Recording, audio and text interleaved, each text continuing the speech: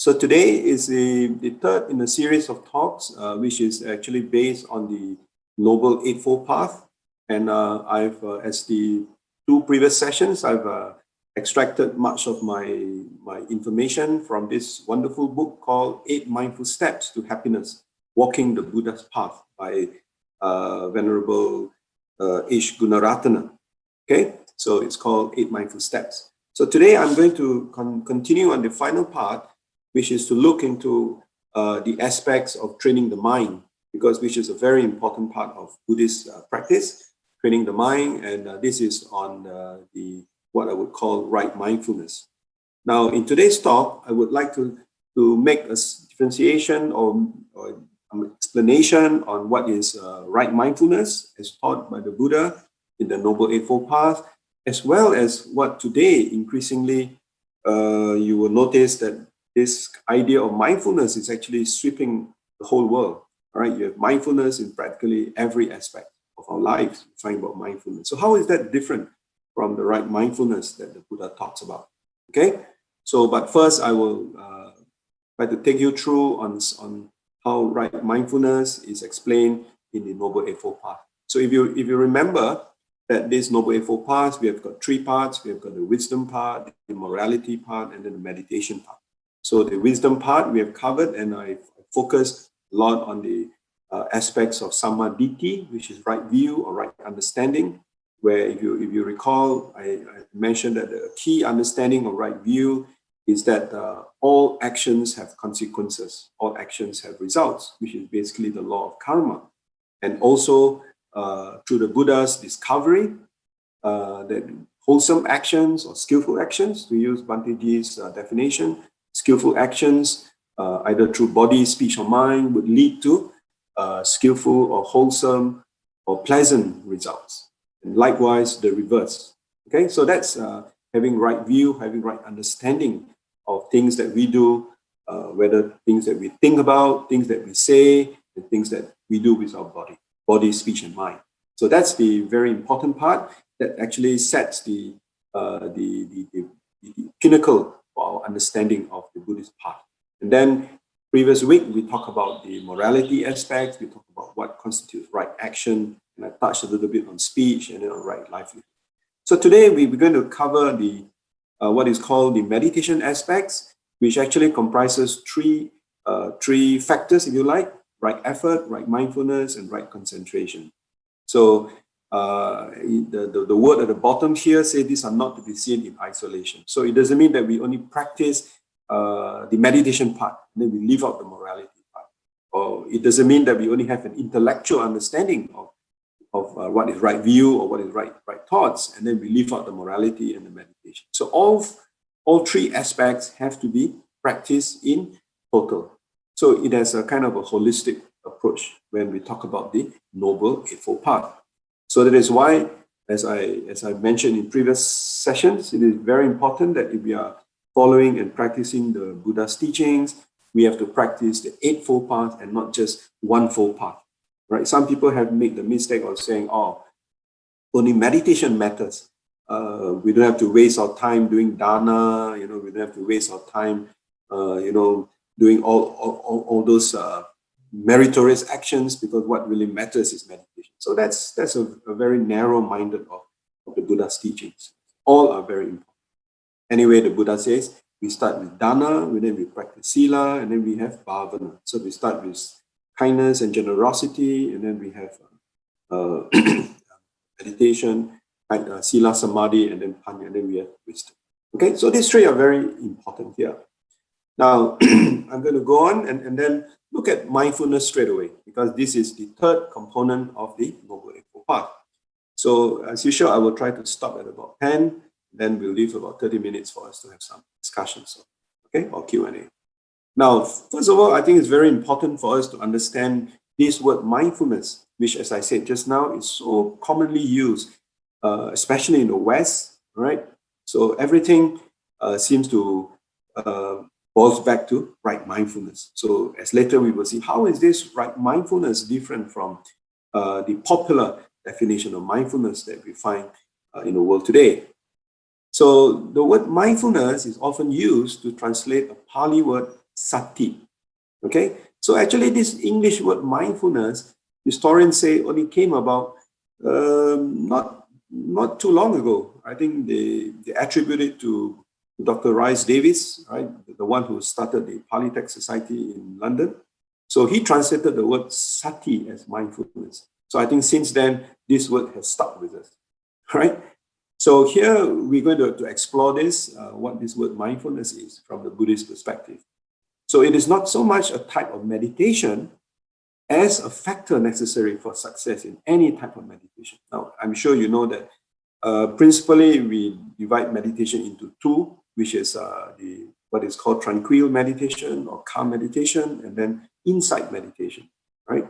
So here what we are saying that sati is not so much a type of meditation as a factor, rather is a factor that is necessary for success in whatever type of meditation that you want to do. Even for example, like a loving kindness meditation, you would still need some aspects of mindfulness.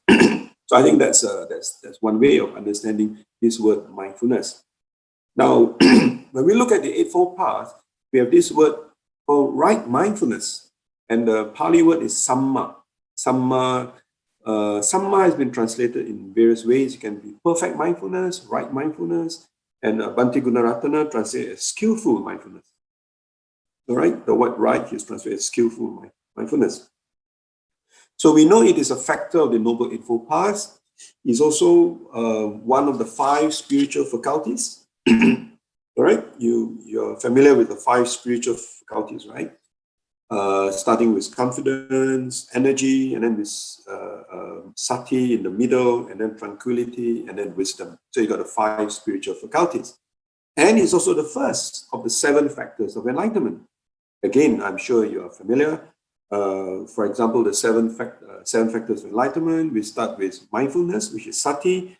And then with mindfulness, we are then able to investigate, right? The investigations of Dhamma, Dhamma-inspired, right?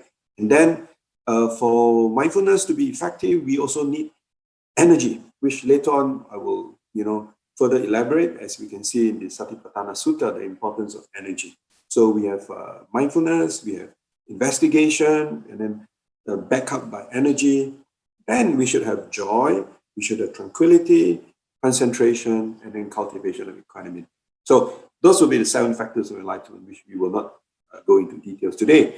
But here I just want to mention to you that this word mindfulness is not only found in the Noble Eightfold Path, but is also a very important aspect or a very important factor in other aspects of the Buddha's teachings, like 5 spiritual faculties and the 7 factors of enlightenment. Okay, so this is just a very broad definition. Then we look at what is mindfulness itself then.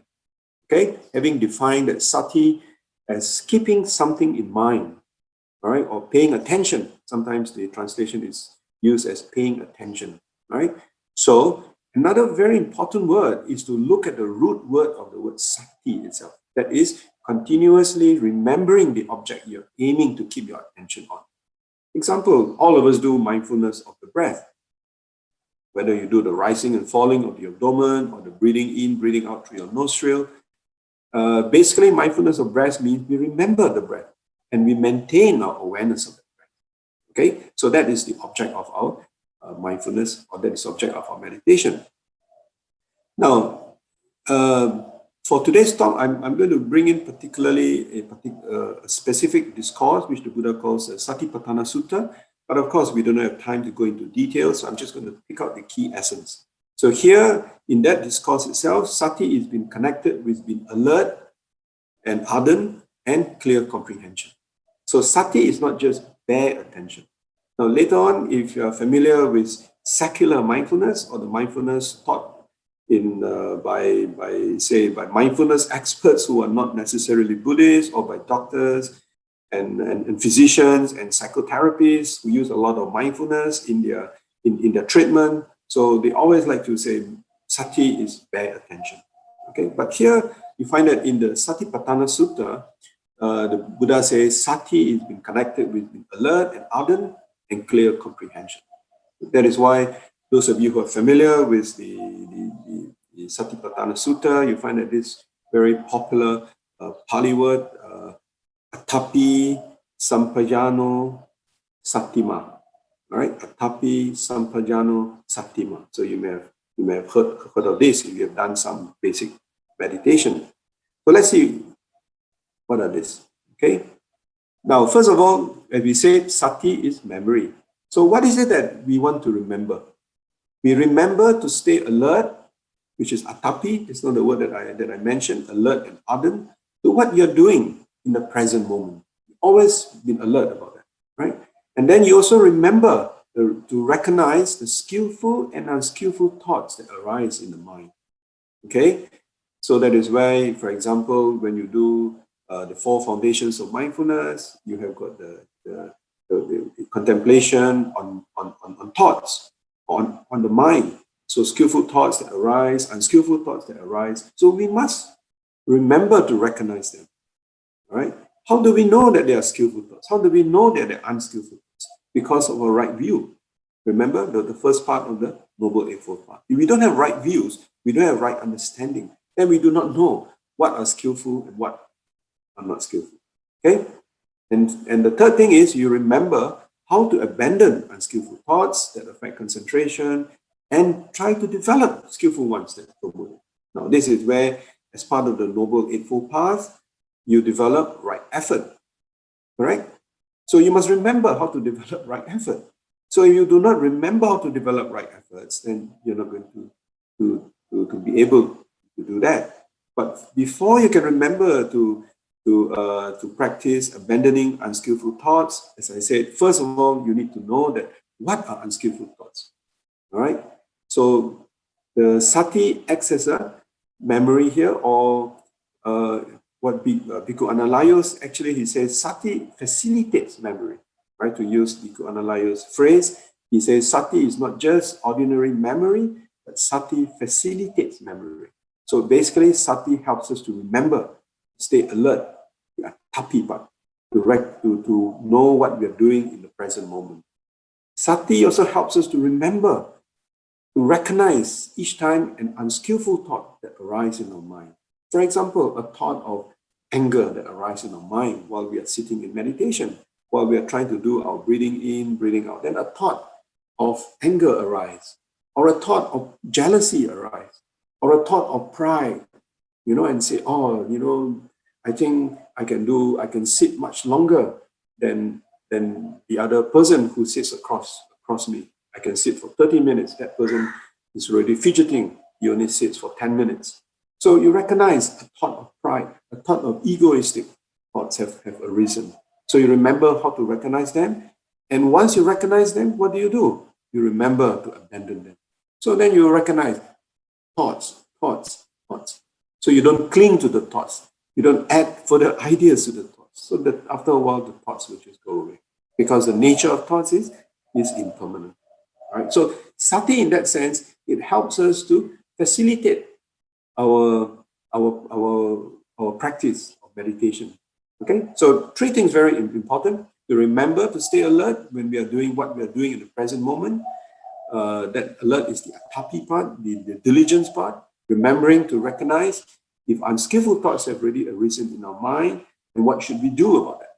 So you remember the 4 right efforts. So as you can see, all the aspects of the Noble Eightfold Path, they come into play. Okay. So that is why it is called an integrated path. Eightfold Path is called an integrated path. So ultimately, sati is a way of training the mind that is integral to all aspects of Buddhist practice, so that we live ethically by following the 5 precepts as lay Buddhists. This morning, we all recited the 5 precepts. Yeah. So it's not good enough if we just know how to recite the precepts. What is more important is to understand or to remember the 5 precepts, okay? If we remember the 5 precepts, then we remember, we're not going to break the first precept of harming or killing a living being.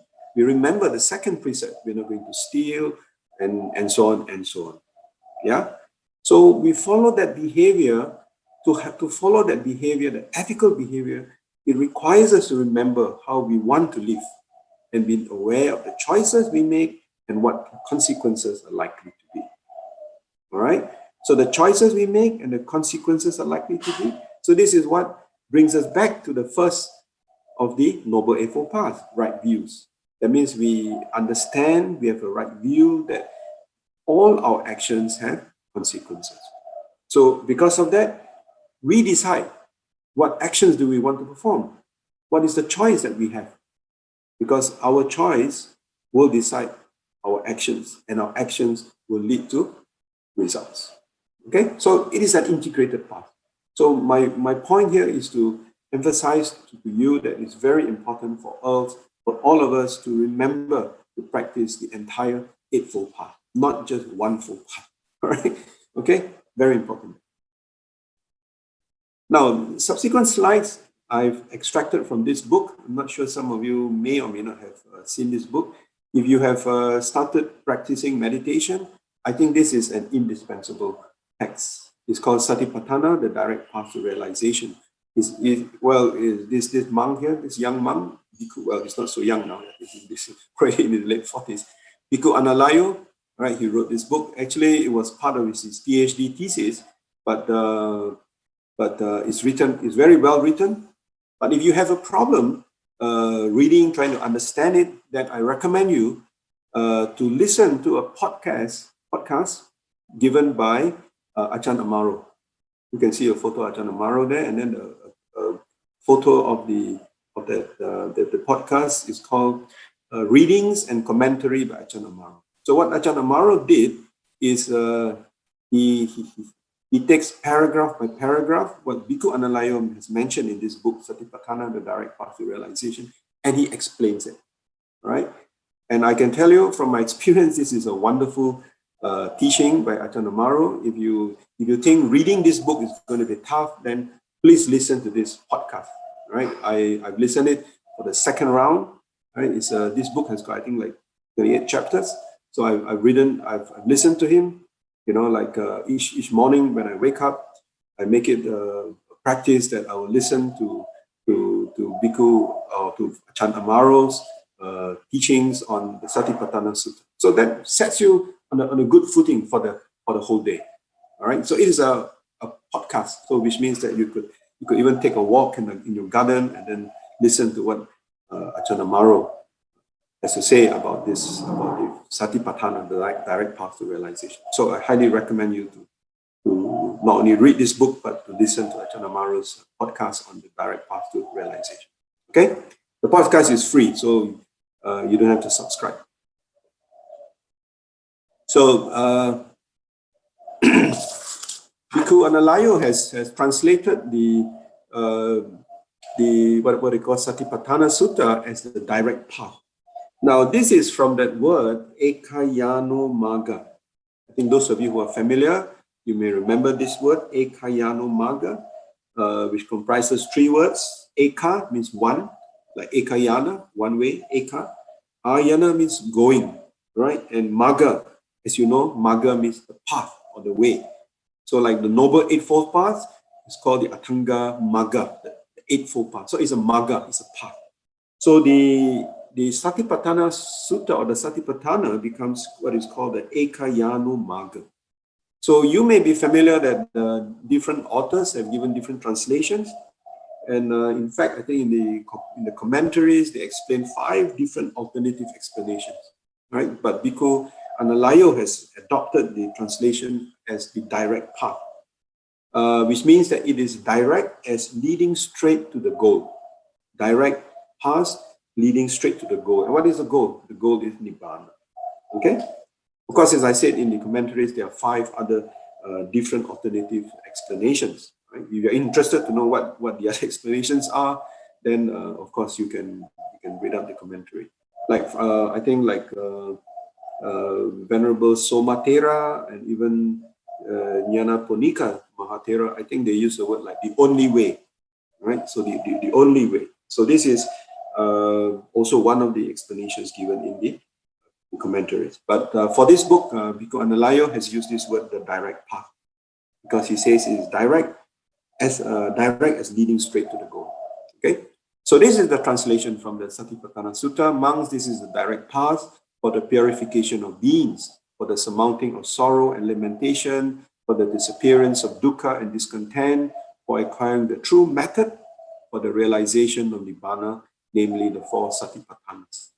Okay, so this is the kind of the beginning of this discourse. So now the Satipatthana Sutta, as you know, is found in the Majjhima Nikaya, Sutta number 10. There is another version called the Maha Satipatthana Sutta, which is found in the Dikha Nikaya, in the longer discourses. The content is almost 95% the same, except that when it comes to the 4 Noble Truths, which is under the Dhammas, all right, then in the Maha Satipatthana Sutta, there is a much greater elaboration. Other than that, in terms of the other explanations, they're all pretty much the same. So in the Satipatthana Sutta, all right, so it talks about the body, the experience of being in the body, sensation of breathing, our postures, different parts of the body. So, you know, all the details have been mentioned there, which I'll not go into details. And then talks about feelings, which is Vedana. So Vedana in Buddhism is always categorized as pleasant feelings, unpleasant feelings, and neutral feelings. And of course, it can be physical, it can be mental. So in our course of meditation, in the course of doing our breathing in, breathing out, or the rising and falling, we can actually observe the body experiencing pleasant feelings, so which becomes Vedana, Nupassana. We can also observe the mind. Just now I mentioned about skillful thoughts arising or unskillful thoughts arising. So those are chitta Nupassana. So when they arise, then we know what should we do. We cling to them. If it is a pleasant feeling that arises when we are sitting down in a meditation, what do we do with it? We just note. It's just a feeling. Because it's a feeling, it arises, it will fall away. It has got that inherent characteristic. It is impermanent. So then when a thought of anger arises in our mind, we recognize it's a thought. It's an angry thought. Right? And then we let it go. We do not cling to it.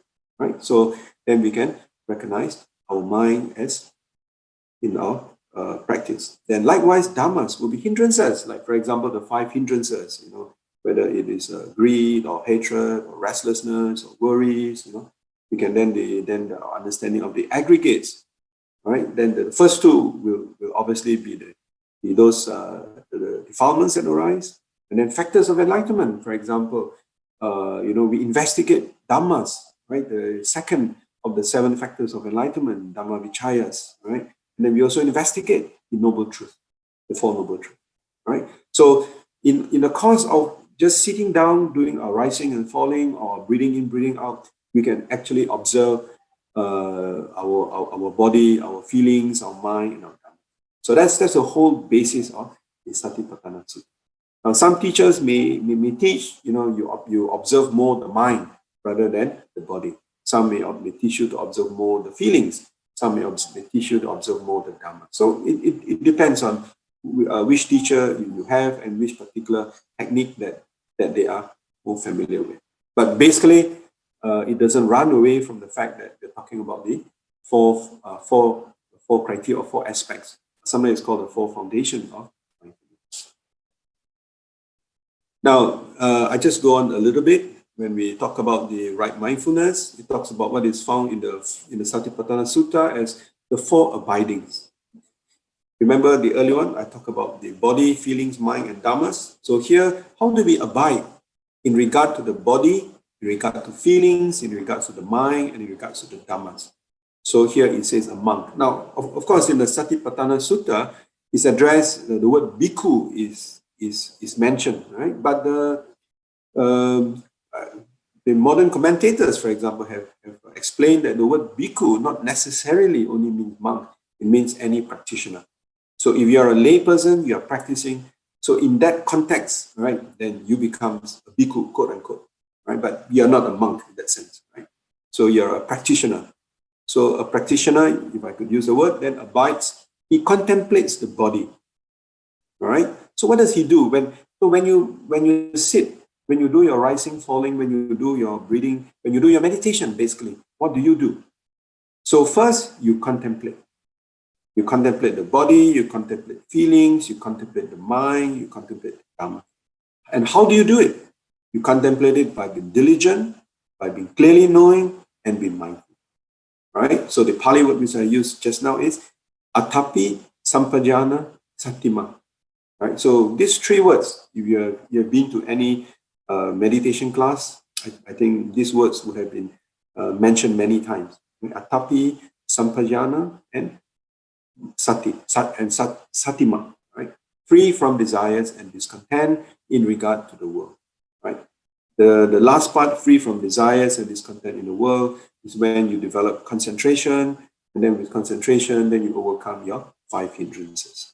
So as you can see, right effort, which falls into the first one, the diligence part, then the clearly knowing, which is the wisdom part, then the mindful and free from this, which is of course part of the meditation part, and free from desires and discontent, which is the concentration part, right? So if you remember the first slide when I show you the Eightfold Paths divided into wisdom, morality, and meditation, right? So sati falls into the third part, the meditation part. So sati by itself doesn't fall into the wisdom part. You realize that? So the one that falls into the wisdom part is sampajana, right? So here, let me just explain a little bit. The definition of right mindfulness is concerned with contemplation. So for instance, you contemplate on the body as impermanent. Contemplate on the body as something which does not yield lasting satisfaction, or as unattractive or asubha and not self, and thus as something to let go. So when we contemplate our body, we know that our body is not permanent, right? It changes, isn't it? And because it is always changing, it does not yield lasting happiness. You cannot tell your body, for example, you cannot tell your body, don't grow old. Your body grows old. You cannot tell your body, don't fall sick. Sometimes we try our level best to keep our body healthy, but sometimes we still fall sick. So you have actually literally very little control, or especially old age, you have just no control on your body, right? Because of that, it is unattractive, right? No matter how you try to beautify your body, all right? You have old age, you have sickness, and eventually you have death. You cannot run away from that. So because of that, it is not. But that does not mean that we do not take care of our body. It's different from saying that it is unattractive. We still have to take care of the body, because without this body, if your body is not healthy, then you're not able to even sit in meditation. And of course, the body is not self, it's anatta. So because of that, it is something we do not cling on, so we let go. So the gist of this paragraph, what Bhikkhu Liow is trying to explain to us, is that when we contemplate on our body, when we sit contemplating on the rising and falling, or the breathing and breathing out of our body, we remember through our right view that this body that we have is impermanent, is subject to change, right? It is because of that, it is not something that will give us lasting happiness, right? And it is unattractive, because no matter what we do to it, it continues to grow old, right? It continues to fall sick, and eventually it dies. And then when you look at all these things, because it's not something that you can control, is it self? Is it you? It's not you. It's not me. Because you cannot control it, right? So, of course, this is the topic of another wonderful discourse the Buddha gave, called the Anatta Lakkhana Sutta, where the Buddha looks at the 5 aggregates. What we deem as ourself is actually the 5 aggregates. And in the Anatta Lakkhana Sutta, the Buddha explains, if you look at if you analyze each of the 5 aggregates, can you have any control on any of the 5 aggregates? You don't, right? So because you don't, is it you? It's not you, so it's not self, right? Okay, so it is something that we observe, we understand with right view, something we contemplate, and then we let go. We just let it go, and we don't cling to it. Okay, so I've just summarized here the 4 things, the mental factors. So diligent, clearly knowing, mindful, free from desires and discontent. Now, if you're interested to know each one of it, right, in Bhikkhu Liow's book, he has a chapter dedicated to each one of it, right? I'll just touch very briefly, like diligent, atapi, diligent. In the traditional text, the idea of being diligent is that we must always have a balance right? In our diligence or in our effort. One monk used the word fiery effort, a very fiery effort. So this is diligence. And in the traditional text, it says, like, for example, if you, it's like a lute, the musical instrument, the lute, in the Sona Sutta. He says that if you tune the lute too tight, the lute is not going to give you a pleasant sound. But if the lute is not properly tuned, is too loose, likewise, it also will not give you a pleasant sound. But when the lute, the musical instrument, is tuned in the right way, not too tight, not too soft, not too loose, you have a perfect sound. So likewise, our effort, our practice, our determination, our diligence must be moderate, must be balanced, so that we are not too tight, we are not too loose. Okay? Because if you are too tight, then your hindrance will be what? Restlessness and worry. Right? If you are too loose, then your hindrances become sloth and torpor. Right? So you got to have that the middle approach, the right balance. Okay? I like the other analogy that Ajahn Jaya Saro gives. He says it's like if you have a bird in the hand, you want to make sure that the bird does not die because it's in your hand, the bird does not fly away. So what do? You make sure that the bird in your hand, the small little bird in your hand, you don't hold it too tight so that the bird can have a chance to breathe and will not fly away.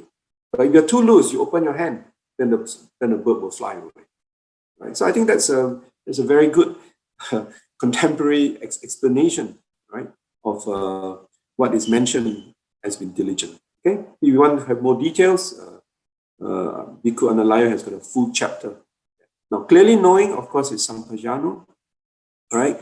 Now, this one is like, for example, when thoughts arise, when negative thoughts arise, you know what are negative thoughts, right? Why? Because you have a right view, right understanding. So that's why it's called the wisdom part. You see, the mental faculties is wisdom. So in order for you to have sampajana, you need to have right view. Okay? You need to have right knowledge, right view. And how do you have cultivated wisdom? You start by listening or by studying the Dhamma. And then you investigate Dhamma-inspired, which is the second of the 7 factors of enlightenment. You investigate the Dhamma, you analyze it, right? And then you meditate on it. Right? Then you have 3 different levels of wisdom. And each level progresses higher and higher. So you have 3 levels. So that's sampajana. The word sampajana itself from the word panya. You see the word, the last 3 alphabets here. So it's very closely related to panya. And then mindfulness, satima, but this is the mindfulness. So observing it. So when you observe your breath, you observe it with diligence, you observe it with clear comprehension, which is the other translation for sampajana. Right? So mindfulness, right, to borrow a term I think U Tejaniya used, mindfulness is not enough. Right? To be mindful is good, but it's not enough. So your mindfulness must be backed up with sampajana and be backed up by diligence. Okay, so remember, it comes together. That is why we always say sati sampajana. So it is mindfulness based on wisdom. And wisdom is derived from right views, right understanding.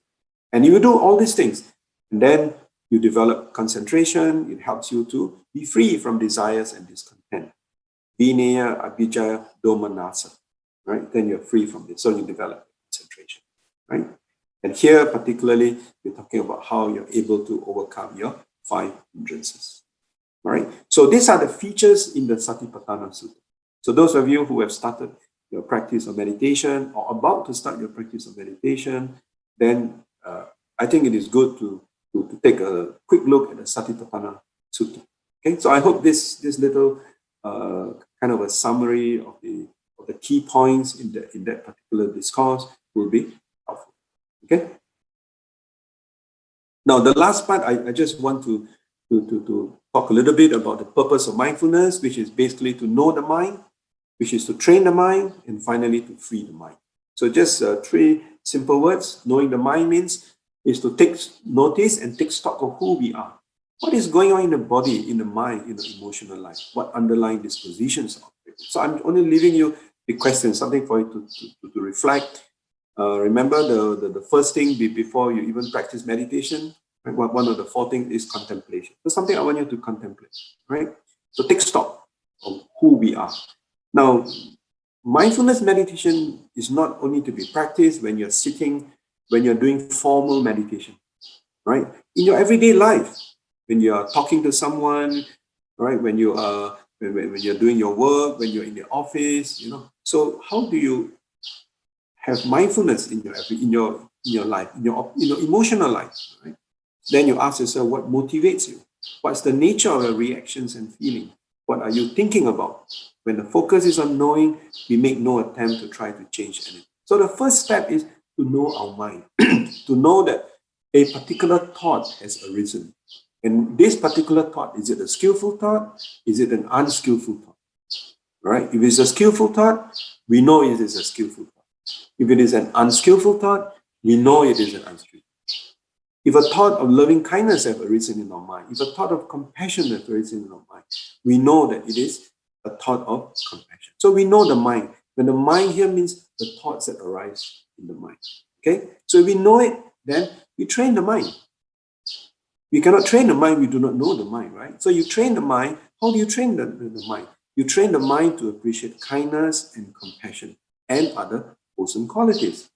I like this word Ajahn Brahm uses. I think some of you have heard of. Have you heard of this word? Kindfulness? Some of you may have heard of this word. Ajahn Brahm, he uses this word, kindfulness. What does that word mean? It means that it's a combination of kindness and mindfulness. Ajahn Brahm he's quite an expert in very avant-garde, very innovative in some of these terms. So he coined this word kindfulness, which I thought is really wonderful because it talks about within that mindfulness, when we know that a skillful thought have arisen, a wholesome thought have arisen, and that thought is compassion or kindness. So then we make sure that our mindfulness, we train our mind to be kind. We train our thoughts. We transform our thoughts so that every time only wholesome thoughts, kind thoughts arise in our mind. Okay? So you train the mind to be at ease with how things are. So rather than trying to change the conditions of the world, we train to be relaxed with whatever is happening. Striving too hard, clinging to views and ideals, meditating as penance. You know what is meditating as penance? In other words, some people say, okay, every Sunday I have a meditation session. So subconsciously, when you go into your meditation session, it's going to be 30 minutes. And then your mind is always thinking, why is it still not 30 minutes? Why is it still not 30 minutes? Finally, you hear the bell rings. You say, thank goodness, meditation is over. I've completed my meditation for the week. So that is as a penance. Right? So that should not be the way we train our mind, even though meditation by itself is good. Yeah, even though it is good, we should not train our mind. So we measure every little bit of progress. Or sometimes we try to measure every little bit of progress. We said, I set myself a 6 weeks course in meditation. And I want to know at the end of 6 weeks, what will I achieve? It is, of course, good to know why you're in meditation, the right motivation. But if you start measuring every little bit of progress, and then you're attached, it will interfere with actually your progress. Just let it be, just relax. Just let it be, and then the end result will be there. Okay? You just have to let go, right? It's just that you're climbing up a stairs, or you're climbing up a ladder, all right? You know what is at the top of the ladder. But you know what is at the top, but you don't worry too much what is at the top. So each time when you climb, when your hand hold on to the next bar in the ladder, all right? To go to the third bar, you got to let go of the second bar. You don't cling onto the second bar. You cling onto the second bar of the ladder, you'll never go to the third bar. So when you reach the third bar, you let go of the third bar. Then you go to the fourth bar. Finally, you reach the top. Every step that you take, you just have to let go. You don't cling on to it. You don't hold on to it. Because if you hold on, you'll never reach the top. Okay, so we train the mind. We train the mind to appreciate kindness and compassion. I always like to use this definition of meditation or mind training, which the Tibetans use. The Tibetans use the word gom, G-O-M, gom. And gom is basically how we always train our mind to appreciate kindness, compassion, or any other wholesome qualities.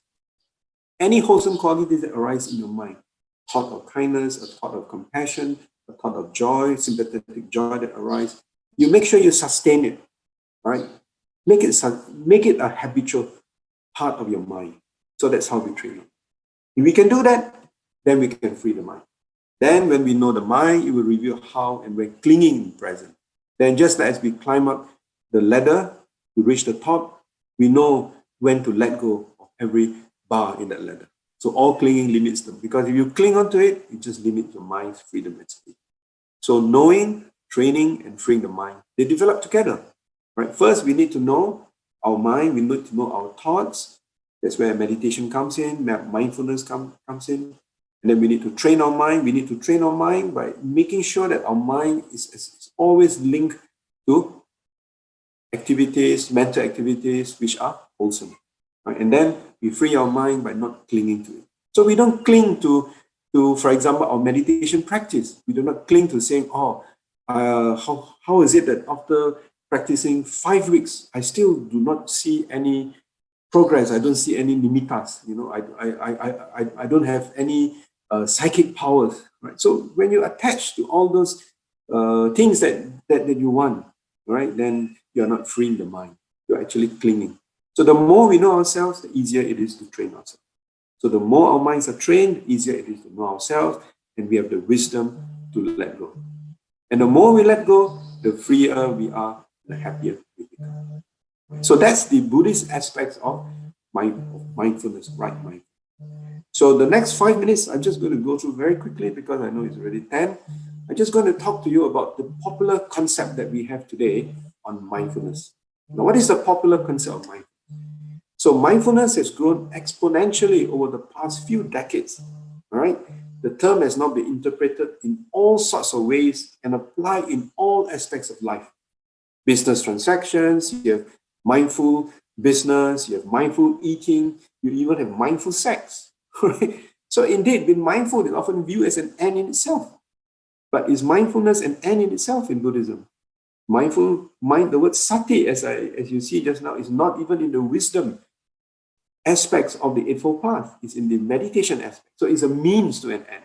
Right? Mindfulness must always be balanced with, for example, sampajana.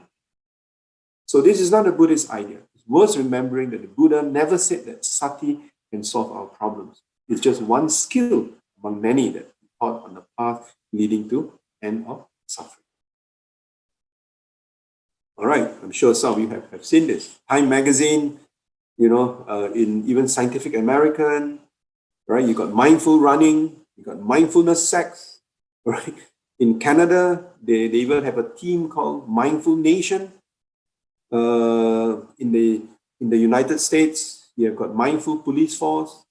You've got mindful soldiers, where the snipers in the US Marines are taught how to shoot with precision, the snipers, right? So that they learn mindfulness.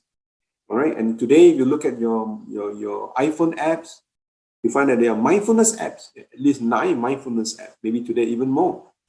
All right, and a couple of years back, the UK Parliament, they even invited the mindfulness experts, right, to actually teach at the UK Parliament. So maybe our parliamentarians, right?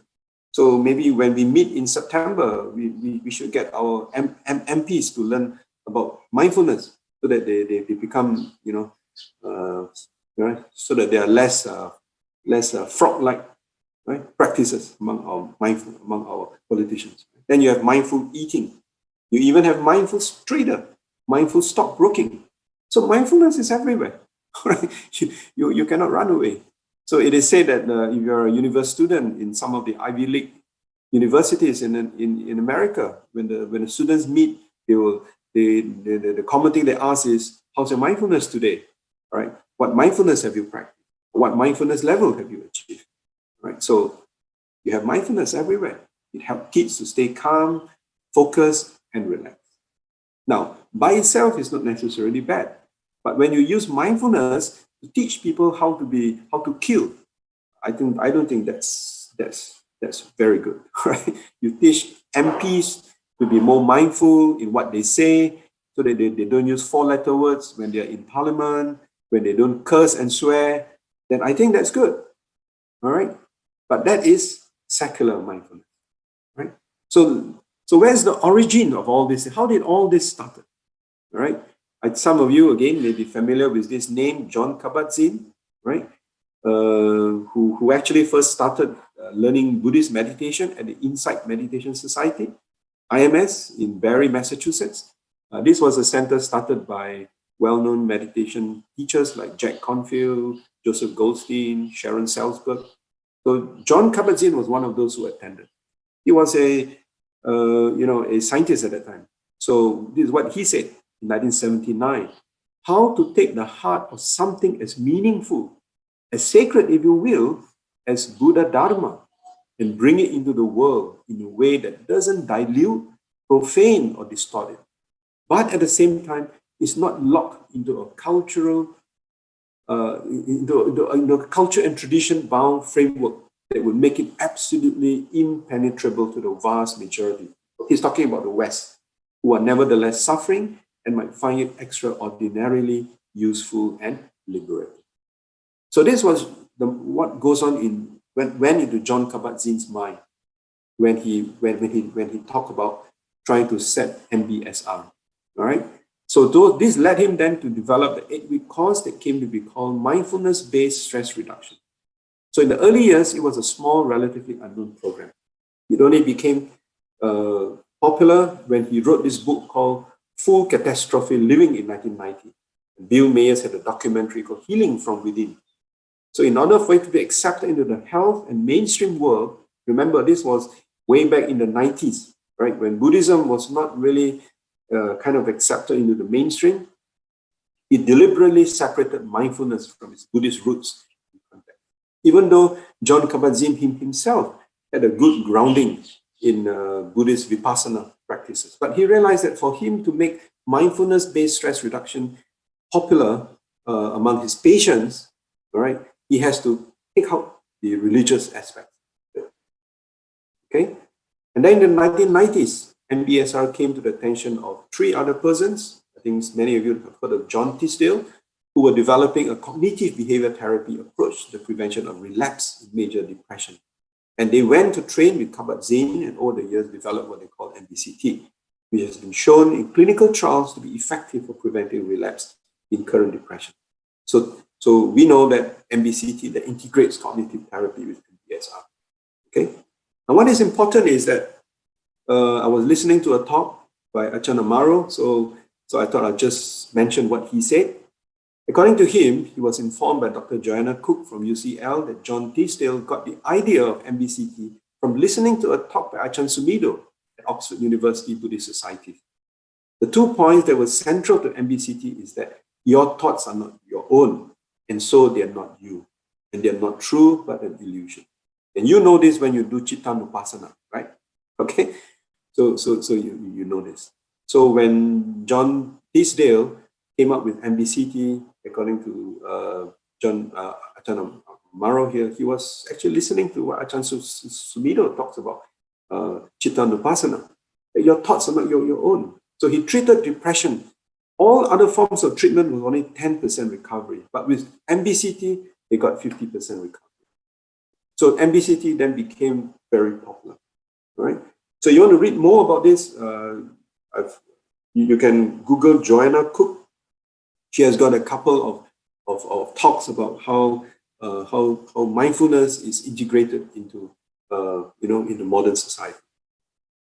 Okay, so in conclusion, that is called secular mindfulness. So it is an independent skill, whereas in Buddhism, sati is interdependent. Why interdependent? Because it is just one of the Eightfold Path, one of the 8 factors in the Eightfold Path, and it is contextually dependent on other factors. They work together and build on one another to the Eightfold. So whereas in secular mindfulness, like in MBSR or MBCT, or mindful eating, for example, they don't really bring in the other aspects of the Eightfold, right? Now, secular mindfulness is ethically neutral, whereas Buddhist mindfulness is based on ethics. Remember the middle part of the Eightfold Path, which is on morality, right speech, right action, right livelihood. Okay, so if right livelihood is going to be brought in, then it's going to be very difficult for the snipers to be trained on how to kill someone with precision, isn't it? Right? So it's an overt effort to live a moral life. It's overt, that means it is a very visible effort. That in Buddhism, we always say that the morality part is very important, crucial. That's why we always start our session with Eightfold Path. Now, Bhikkhu Bodhi, I'm sure many of you, again, are familiar with this name, Bhikkhu Bodhi, a well-known translator. He referred to mindfulness as to remember to pay attention. You see, the word remember again is there, right? To remember to pay attention to what is occurring in one's immediate experience with care and discernment. This discernment, of course, is wisdom. Care and wisdom. So the inclusion of the terms remembering, care, and disbursement indicate the context that mindfulness was designed to be embedded within, that of meditation, ethics, and wisdom. So these are the words from Bhikkhu Bodhi. All right. So in other words, while secular mindfulness has got its benefits, it's useful, but I think it is important for us to know that if it is devoid of the 7 factors which is found in the Eightfold Path, then it doesn't fall into what is called right mindfulness from the Buddhist perspective. Okay? And finally, what is the goal? The goal of secular mindfulness is for us to be calmer, feel better, and have fewer problems in this life, which is nothing wrong with that, which is good, so that we become more effective and productive. But there's no focus on future rebirth or enlightenment. All right, secular mindfulness doesn't talk about rebirth. Okay, so that is why someone like Professor Robert Wright, when he wrote the book Why Buddhism is True, some of you are familiar with this book called Why Buddhism is True by Professor Robert Wright from Princeton University. He says he thinks Buddhism is perfect, is right, because the focus on the Four Noble Truths. All right, and he said it is right. He said he doesn't know whether there is rebirth, there's no rebirth, and he's not interested in that. Okay, so he's only interested in this very life itself. But what is the goal of Buddhist practice? It's not just this life, but future lives, right? And finally, enlightenment. So the goal of Buddhist mindfulness is to overcome all mental afflictions at its roots. That's the key word, at its roots, and obtain liberation from samsara or attain full Buddhahood, right? Depends. If you practice and follow the Arahant path, then you obtain liberation from samsara. If you follow the Mahayana or you follow the Bodhisattva path, then you want to be a full Buddha. You aspire to be a Buddha, like Gautama Buddha, right? So the goal of Buddhist mindfulness is to overcome all mental afflictions at its roots. So we go to the roots. That is why Vipassana uproots greed, hatred, and delusion, right? Okay? So the goals are very different. So I think the conclusion is, while secular mindfulness has its roots in Buddhism, it differs from the mindfulness that is practiced in Buddhism. Having said that, I think I'd just like to make it very clear that I'm not against secular mindfulness. I think secular mindfulness and Buddhist mindfulness, they benefit their respective audiences. Remember John Kabat-Zinn, when he was a psychotherapist and he realized that his patients had a lot of pain, a lot of psychosomatic kind of illnesses. So he was trying to see if mindfulness practices can help them to alleviate their suffering, which is a good thing, right? So both secular mindfulness and Buddhist mindfulness benefit their respective audiences. So it is important, but as Buddhist practitioners, for us to know their similarities and differences, so that it enables us to seek the type of practice that will meet our present needs. If at this stage you're only interested in secular mindfulness, you got a problem with eating, you just want to practice secular mindfulness or mindful eating, that's great. Go ahead and do that, okay? But remember, if you're a Buddhist practitioner, it is more than just how you eat mindfully, but also more important, how you live your life mindfully. Bearing in mind having right views about things and having right actions, right speech, right livelihood, and so on. Okay? So we have to know what is it that we are seeking in our practice to meet our present needs. Okay, thank you very much. I apologize, I took a little bit longer than I should, so we still have about 20 minutes. So if there are any questions, I'll be more willing to respond. Thank you very much. So, yes. Thank you, Brother Benny, for this very interesting Dhamma talk. At least for one thing, we are quite clear about the secular and Buddhist mindfulness. It's important to know the differences here. Our brothers and sisters in the Dhamma, if you have any questions, any comments for Brother Benny, please pen it down and put in the chat, and we will present it to our brother. Yeah. Let's have a look and see if there are any questions.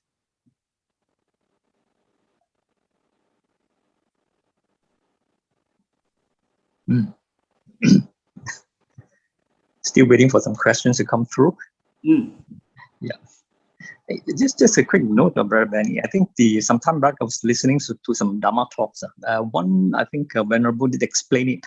Like in Chinese, we call it the meditation part as Guan, which means one is tranquility and one is insight or vipassana. Yes. There's a distinction between two. I think the vipassana part is more of contemplation, because some people think that it's just insight, but in reality, I think insight is the end of it. You can't practice insight, but you have to really practice contemplation. Then insight and wisdom arise. What's your thoughts on that briefly? Yeah. I think you're correct in that sense. Insight is the result, but sometimes we use it as as insight as the as a verb to develop insight.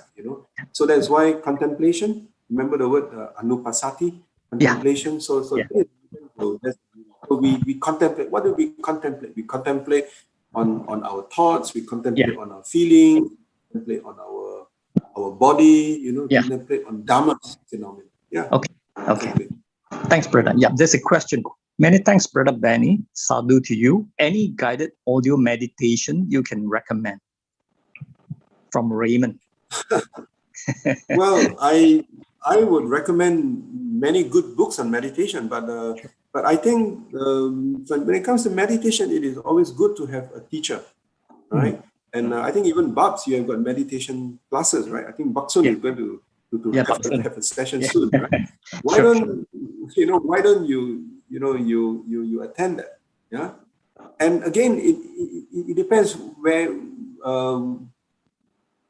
I'm not sure what background you come from. For example, if you're from a more Theravada background and you're more familiar with with the Theravada perspective, then there are some good some meditation techniques like which I found very useful in the traditional Mahasi method is the U Silananda. So you can Google U Silananda. One reason I mentioned that is because he has lived in the West for many years, so he's able to explain it in the context of practitioners who are not only Burmese. Sure. Because the Burmese meditation. I mean, they're great masters, no questions about that. But their practitioners are primarily local people, Burmese, right? But we are not Burmese; we are Malaysian, so we have a different cultural mindset. So it's good to listen to someone who has exposure to both the traditional method and like being in the West or having taught the non-Burmese. So I recommend U Silananda. He has passed away, but you still find some of his very good talks on YouTube, or I think he has got his disciples still have a website. Sure. Okay, thank you, Benny. Brother, so Raymond, please take note of the comment from Brother Benny. I think there's another question. Let me have a look here. Question from James Lim of Bob's FM. Brother Benny, may I rephrase my question, which I've posted last Sunday? How should one use the Noble Eightfold Path to see the truth or interdependence of anicca, anatta, and dukkha?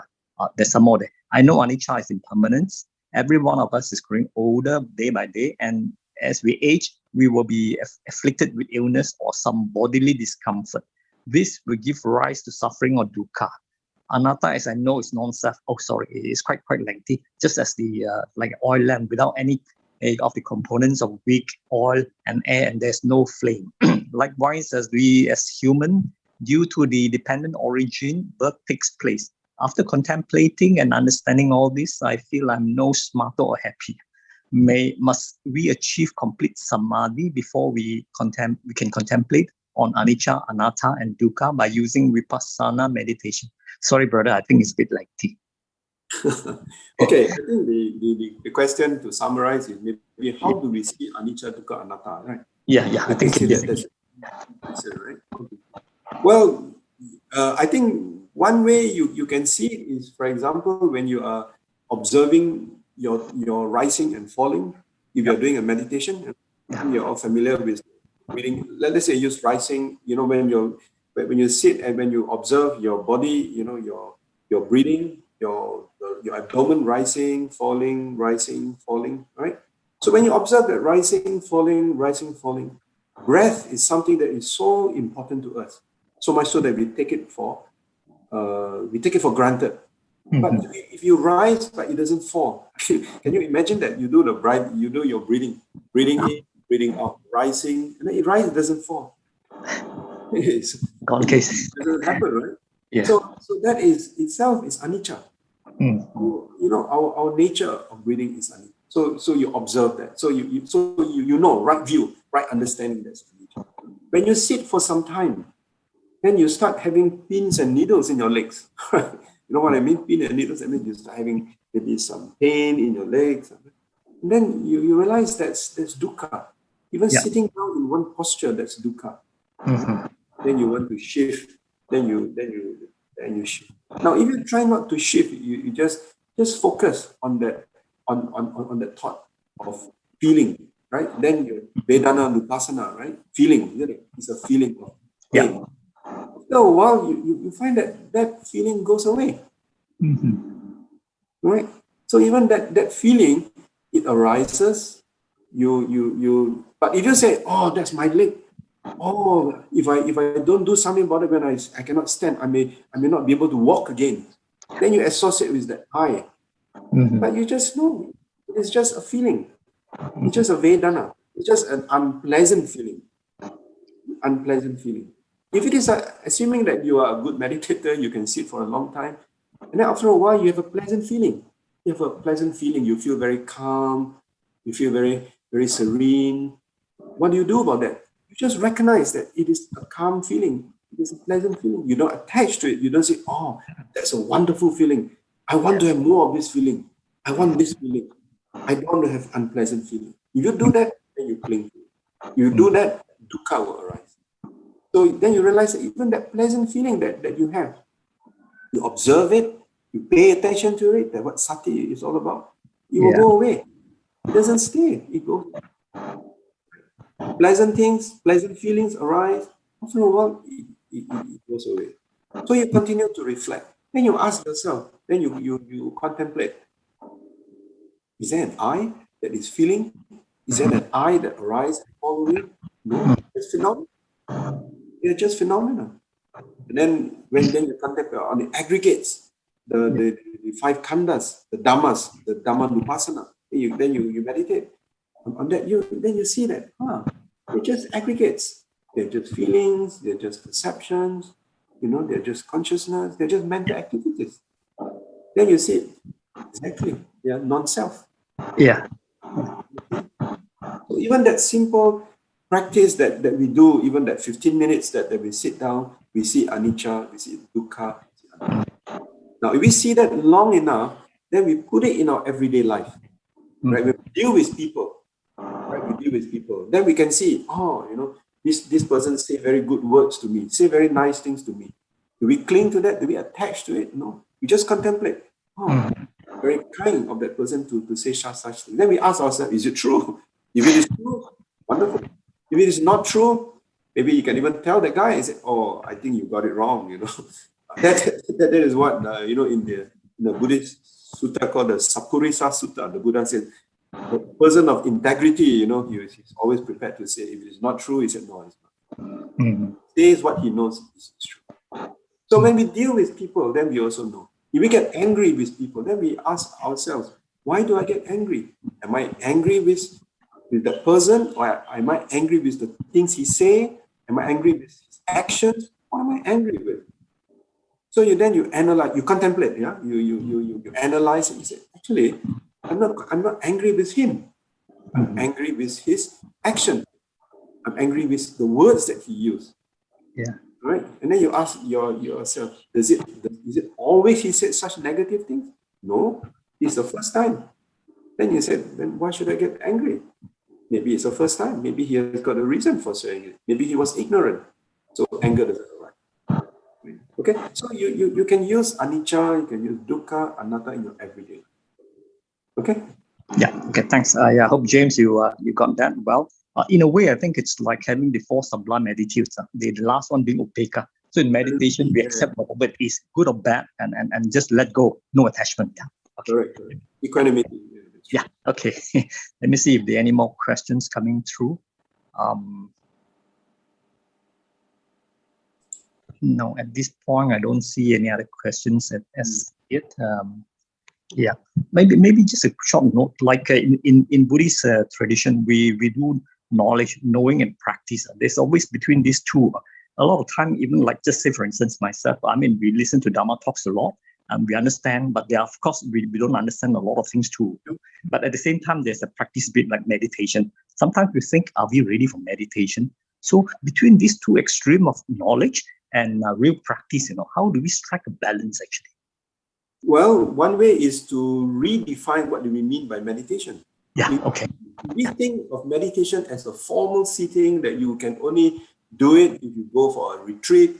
Yeah. That may be a bit difficult for everybody. And we may think that, I can't practice meditation in our everyday life.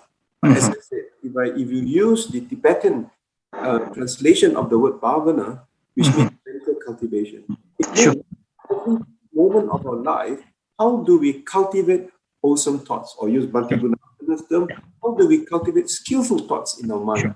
Sure. How do we constantly cultivate loving kindness, compassion, loving sympathetic joy in everyday life? When we deal with people, how do we create that habitual tendencies? When we see someone, we give a smile. We say, how are you? Hope you're keeping well. Now, those are gestures of kindness. And we say it with mindfulness, isn't it? That's why Ajahn Brahm said, kindfulness, right? When we meet someone, we remember to always wish somebody well. Sure. Don't you think that is something we can do? And isn't that practice? That is practice. So do not only think that practice can only happen if you are in a retreat or you are in a temple on a Sunday when you're sitting. Sure. That is a formal way of practice, which is important because that formal way of practice helps us to then practice meditation in our everyday. So you can redefine meditation in that very broad sense. Sure. Thanks, brother. That's great comment. Yeah. Let me check and see if there's more questions coming through. No, I don't see any other questions. It's perhaps, I think, 10 minutes to 10:30. Just one last point, a little bit different from the topic today. Now, because today is Choyat, the traditional 7-day the Chinese calendar Choyat. For the next 15 days, the festival coming through. I remember reading once you are Sotapanna, normally you give up 3 things like samadhi, the knowledge of self in the body, whatever. And then the second one is what silapata paramasa, meaning rites and rituals. But of course, a lot of Chinese, they will still do the same thing like burning incense and all these things and food and by the roadside for the departed ones. You think in our Buddhist tradition, what's your views on that from a Buddhist perspective? Well, my personal view is that we go by the Kalama Sutta. The Kalama Sutta? The Buddha says, do not simply believe in something because it is passed down through tradition. Through tradition, yeah. So a lot of all this, the Che Chapgo, like people pray, on the 15th. Why do you only need to pray on the 1st and 15th, So those are traditions which have come down through the ages. Yeah. But some traditions are harmless. Yeah, harmless. Yeah.